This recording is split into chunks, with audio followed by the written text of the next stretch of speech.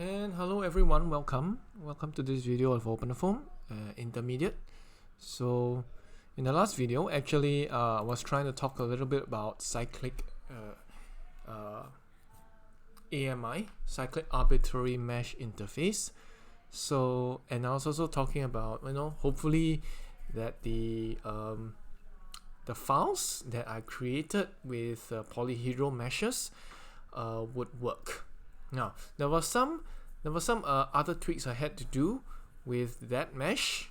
One of the tweaks being that I needed to make the first layer of the wall a little bit thicker in order to get the thing to work.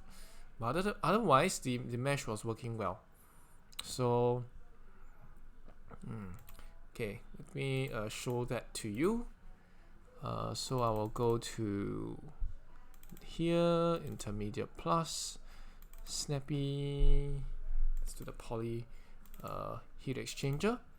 So there's no heat being exchanged, but this is the case that actually worked. Now let me get surface with edges for you, and actually I wanted to show you that I made to actually make this case stable, I had to make the boundary layers of the wall a little bit thicker. So gotta play around with that. So that was the last, I think, one of the more important finishing touches I needed to do to make this case work. If the boundary layer near the wall was too thin, there was some numerical stability issues. So that's something you got to keep in mind when running this, at least with my solver settings as well. Because OpenFOAM, setting up the case is easy for OpenFOAM, but sooner or later you're going to run into stability issues, and solving them is no trivial task. It's a very time-consuming, a lot of effort that you need to do, and I don't really have all the time in the world to make sure all of this is stable. I mean, to debug all the meshes to make it stable, but just want to show you the basics because debugging is yet another step down. Okay. Anyhow, so yes, I've got after a lot of a fair bit of tweaking, I got these cases working, and they will be available in GitHub. So let's see, pipe heat exchanger, Salome poly boundary layer. So they're working all the way up to 1.68 seconds. So anyway, the UNV files will be here for you to go and play around with. As you can see, it's a lot of files. So alright, so now now that this works, and I know this works because I tested it out, I'm just going to clean it up and upload it. Alright, so let me have a DUSH 175 megabytes. Oh dear. DUSH star.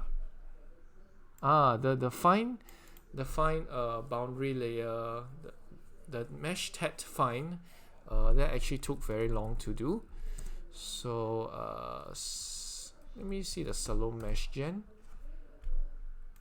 Okay, so yeah, this one I did not use the fine mesh, and so I think I can just delete that. Okay, let's see, piped heat exchanger. Let's see the tetrahedral case as well. Again, this is actually this actually worked as well. Let's see how long it worked. So you can see it worked all the way to 0.76 seconds. Now actually the polyhedral mesh ran a lot faster than the tetrahedral mesh. Reason is because there were fewer cells for it there were fewer cells to solve to start with, so that wasn't too much of an issue. Alright, so both actually work, and I'm not going to upload the fine tetrahedral mesh. I'm going to upload the coarse tetrahedral mesh, and that actually worked. Okay, so I'm going to remove that, and I'm going to upload it to GitHub. Okay, mesh tet fine.unv. Alright, DUSH. Okay, so these files, these UNV files are about 32 megabytes.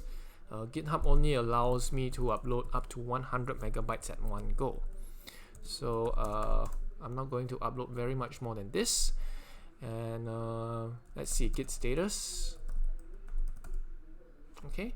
And let's see. All right. Some more things. Let me see the git status again. Okay, there's some files, I think, some Salome files I'm also including. You know, this is the file, which is the heat exchanger with pipe HDF file or Salome study file that I'm also getting onto GitHub for your reference. So you can go and play around with those files there as well. So while I deleted the fine tetrahedral mesh, you will have the Salome file to play with and edit yourself. You can go and create your own mesh, no problem. Alright, I'm not going to upload anymore because that's just too much. I think that's enough for you to start. Alright, so git status. Okay, git add dot. Alright, maybe I'll go back. Git status. Okay, git add dot and git commit with Salome heat exchanger pimple foam cases tested and added. So as you can see, it will be I'm just uploading the tested files and I'm adding them in. Okay.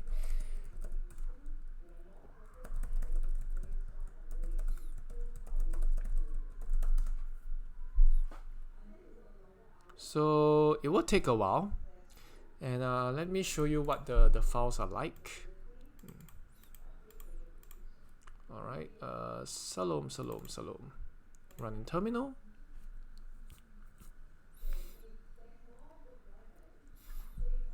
So while that thing is uploading itself to GitHub, it'll take a while. But it won't be like a few gigabytes of stuff. But yeah. So this is Salome, and let me show you that HDF file that I was talking about.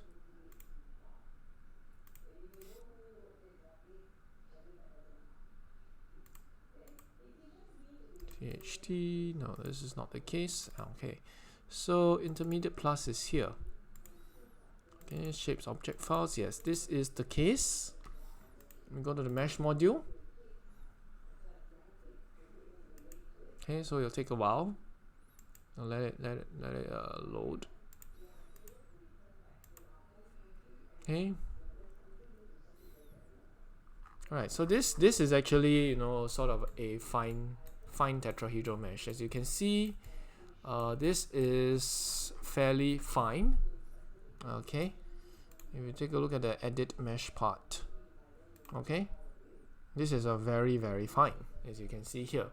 Alright, of course, if you do a custom, you can change all of these settings, and that will actually also limit how fine your mesh is.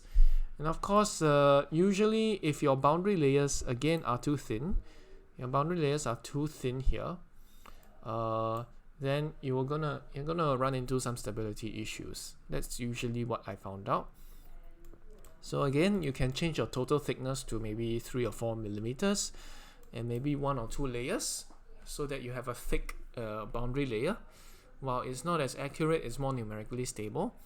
And if you want it to be, you know, capture the viscous layers a bit better, I mean, you can run the more stable case first, and then map those fields, the coarse mesh fields, into the fine mesh fields.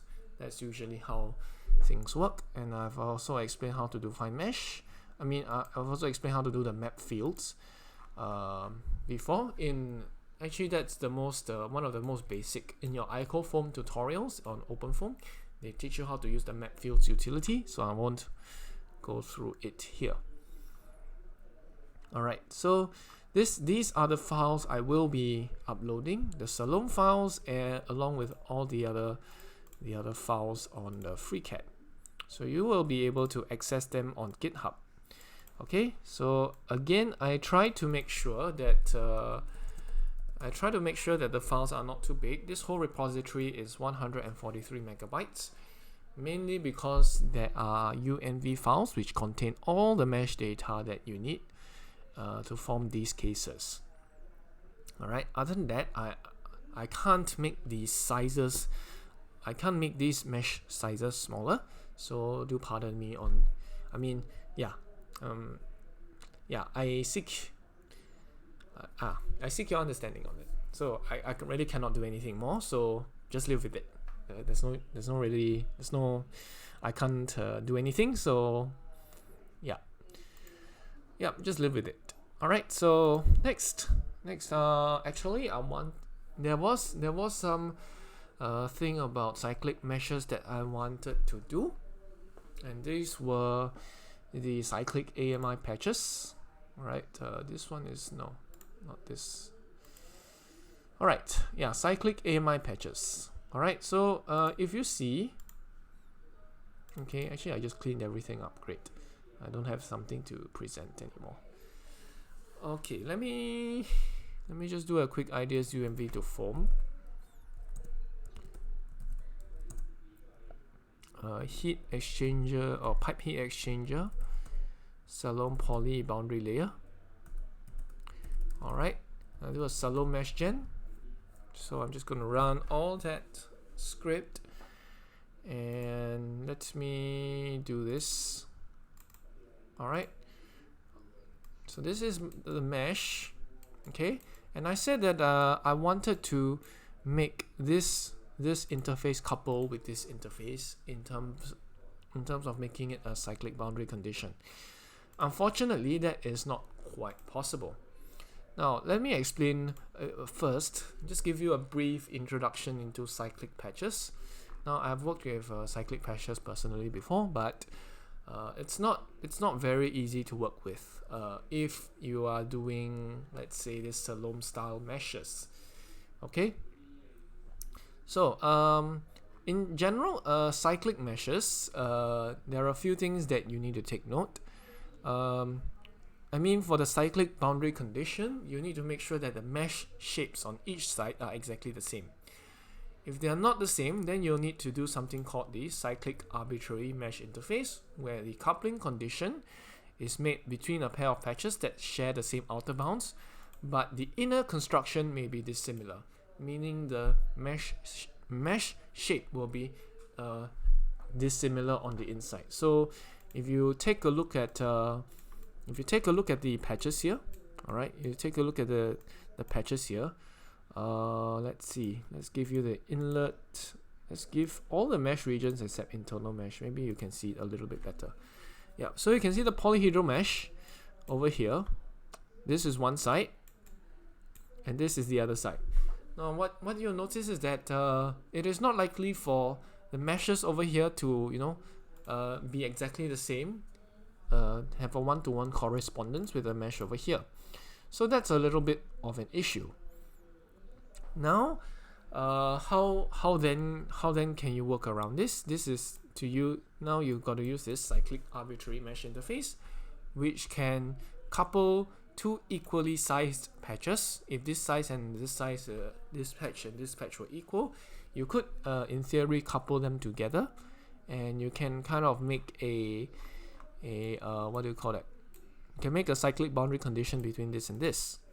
Okay, regardless of how the meshes over here and here are, they will just map over the fields and do some sort of interpolation. Okay, so that actually solves part of the problem.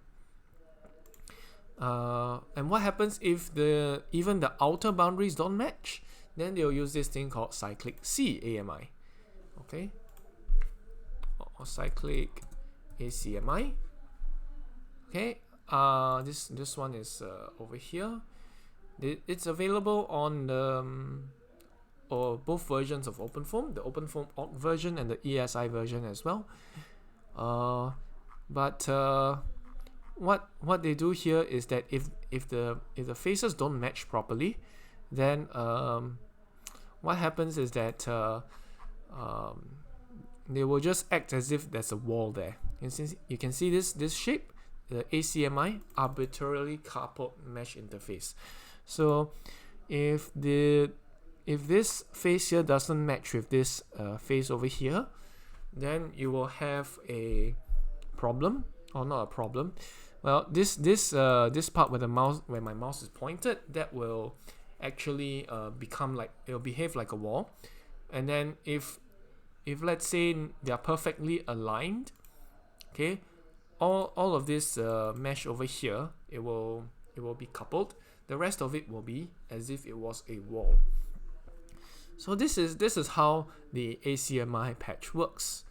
Okay, you can couple the two meshes well, and the rest of it will just act as a wall. So it's not exactly, not exactly like they will just auto match these patches for you, but this is what's available in OpenFOAM. Now in terms of cyclic coupling cyclic patches, there are two main kinds of transforms. One is the rotational transform, where you can see that these two patches are rotated about an axis, as you can see here. And the other one is the translational transform, where this, for rotational, you see that the angle sort of changes. Okay, the angle sort of changes, but for the translational part, there's no angle change, but there will be some we'll call that coordinate transforms. So let's say there's a fluid particle going from here and exiting to the left hand side. So what will happen is that there'll be the position of this particle will be transformed by an x, y, and z, and then suddenly this fluid particle will appear here.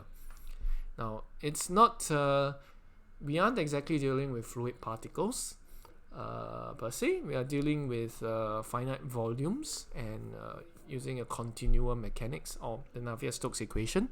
We don't deal with particles, but we deal with finite volumes.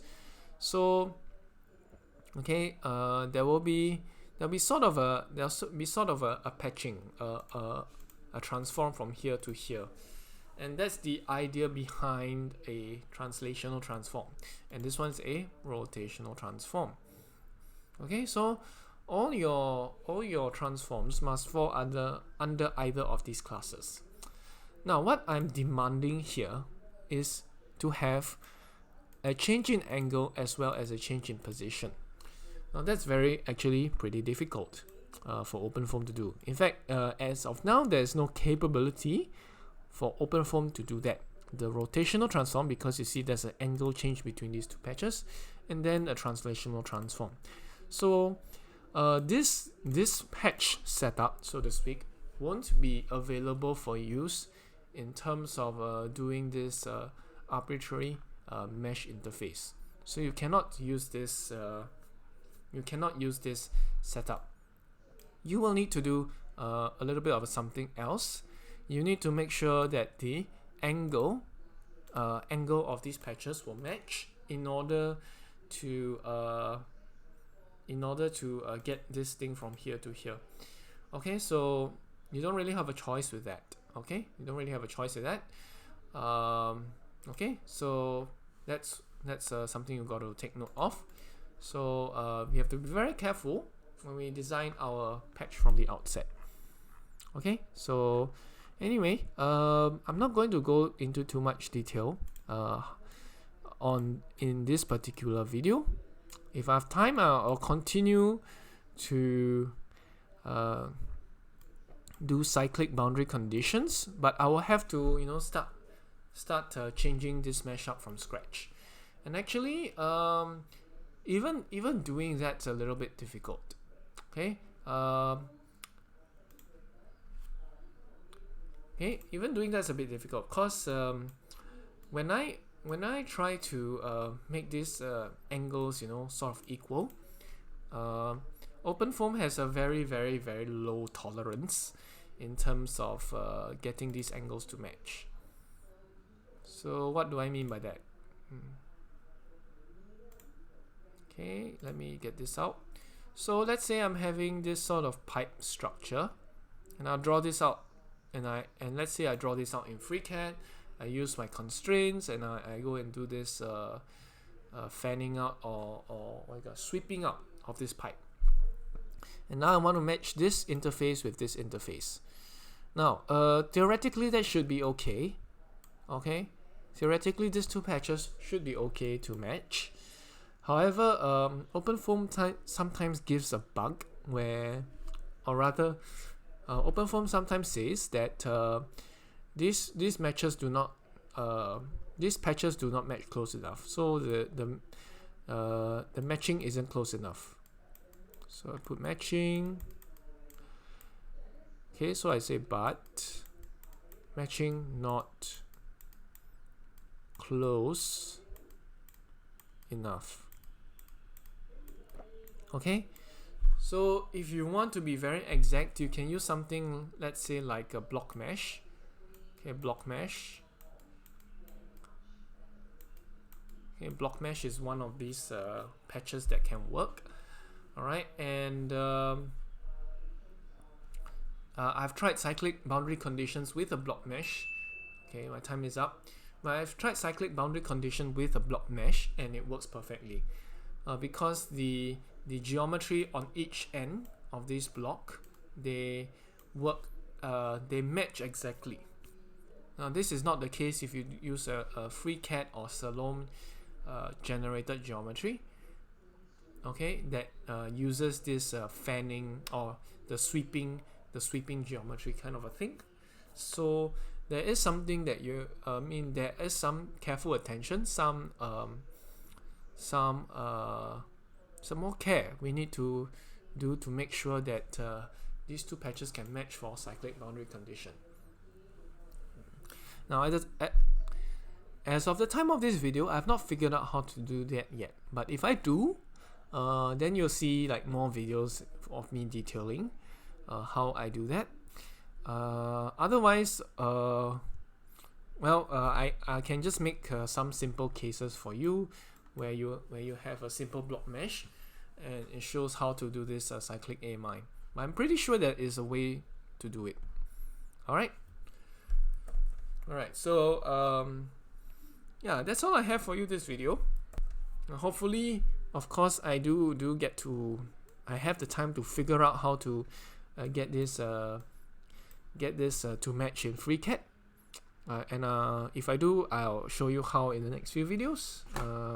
Otherwise, this is it for this video, and hopefully I'll see you guys next time. Bye bye.